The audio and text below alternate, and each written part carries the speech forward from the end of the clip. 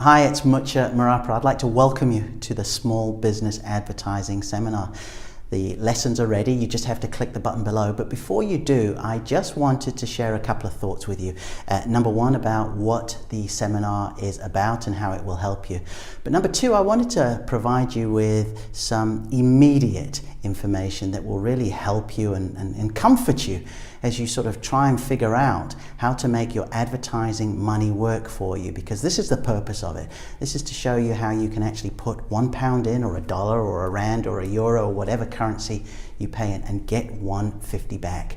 So you must keep advertising, but we've got to find a way that it can work more and better than it has before. This is my 14th year in business as an entrepreneur and a small business owner, and there have naturally been some highs and there have been some not so highs.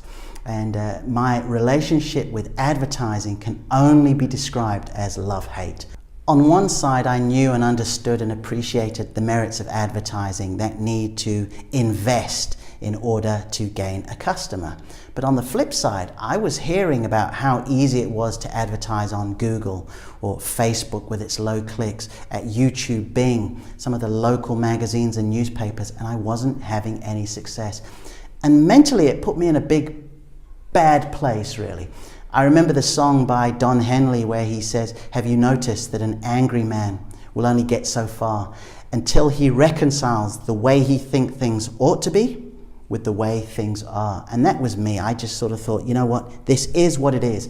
Rather than worry about, oh, I should be doing better, or these people should be delivering for me, I just need to see how I can improve. So I started studying and I started working on some personal development as well. And Jim Rohn it was, who has mentored amongst others at Tony Robbins, said, "Don't ever wish that things were easier, but wish that you were better."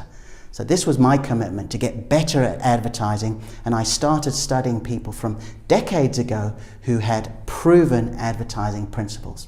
Now, two things happened. Number one, naturally, my ability to market and advertise just shot up. I became more confident and accomplished, and I started getting some results.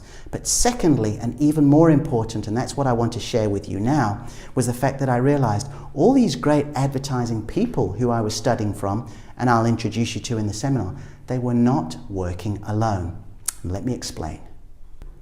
All right, so what I'm going to show you here is the second real big takeaway that I got, because even though these great advertising people had taught a lot of proven principles, it also became obvious that they weren't alone in their ability to get results for their customers. And let me show you what I mean here.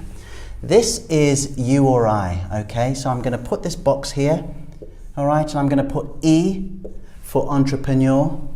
I'm going to put SBO for small business owner. And I'm even going to put the non-profit there as well. And what it is we have are these products, programs, and services that we are trying to sell. And we are trying to sell it to these people here. Okay? Now, of course, we know it's quite difficult to get to them, so we rely on various media. Okay? So we put media.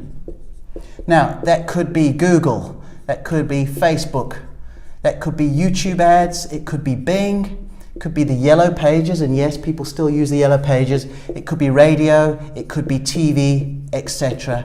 Local magazines, you name it, all right? So what we're trying to do now is we're trying to get to all these people.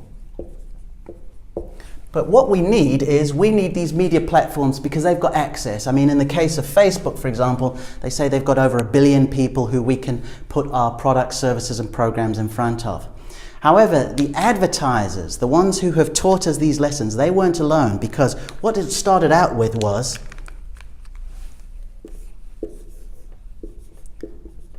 an account manager. Now, the account manager's job was to liaise with us. He would massage our egos a little bit. He would keep us encouraged. He would let us know that our business was very important to him and to his organization. But this is where it moved over here.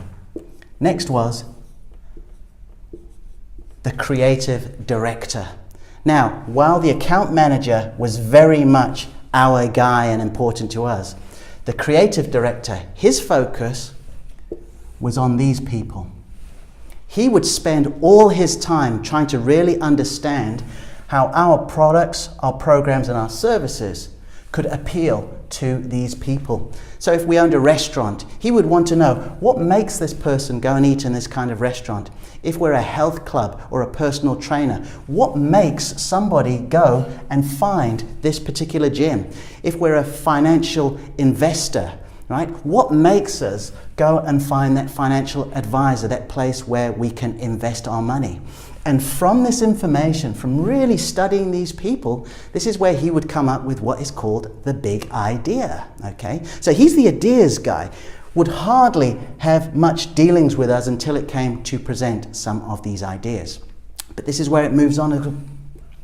He would then speak to the copywriter, because once he's very clear on what the problems are that these people are looking for, what relief, what transformations they're seeking, the copywriter would start writing the headlines. He'll start using those wonderful words that can persuade, that can use psychology to get people to make this buying decision. And then finally, there would be the production or the art department. Those are the ones who would use the nice fonts. If we were using photographs or pictures, they would draw them up.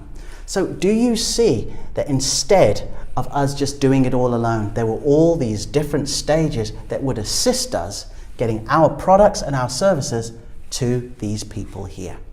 And once I realized that for years I'd been spending money, I had been really beating myself up, trying to advertise, trying to market and get these results without applying some of these really skill sets and principles that these departments show, it made me feel so much better. So that is the whole purpose of the Small Business Advertising Seminar. We're going to cover some of these middle areas here so that you are able to make a great decision, not only with the people you go after, but also the platforms that you use. So I hope you enjoy it. It is a dense training. We've got 4 lessons ranging between 20 minutes to 30 minutes. There's a lot there, but as you can see, I'm just trying to condense everything that I've learned and that's helped me and transformed my marketing and advertising, because I know it will help you too. So click the button below and let's get started.